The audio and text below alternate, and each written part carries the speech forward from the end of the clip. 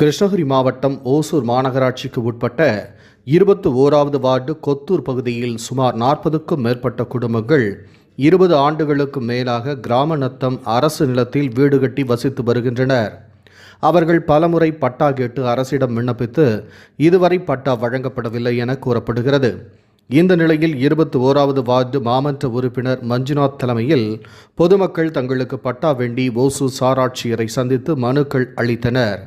மனுக்களை பெற்றுக்கொண்ட ஓசூர் சாராட்சியர் திருமதி ஆக்ருதி சேத்தி பரிசீலனை செய்து மனுக்கள் மீது உரிய நடவடிக்கை மேற்கொள்ளப்படும் என அப்போது அவர் உறுதியளித்தார்.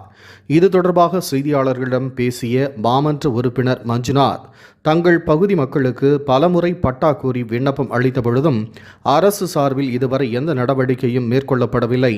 அதேபோல கடந்த சில தினங்களுக்கு முன்பு தமிழ்நாடு முதலமைச்சர் கிருஷ்ணகிரி மாவட்டத்தில் சுமார் 50,000 மேற்பட்ட பொதுமக்களுக்கு பட்டா வழங்கியிருந்த நிலையில் அந்த பட்டியலிலும் தங்களுக்கு பட்டா வழங்குவதற்கான ஆவணம் எதுவும் மேற்கொள்ளப்படவில்லை. எனவே உடனடியாக பொதுமக்களுக்கு பட்டா வழங்க வேண்டும் என சாராட்சியரிடம் மனுக்கள் அளிக்கப்பட்டதாக அவர் அப்போது தெரிவித்தார்.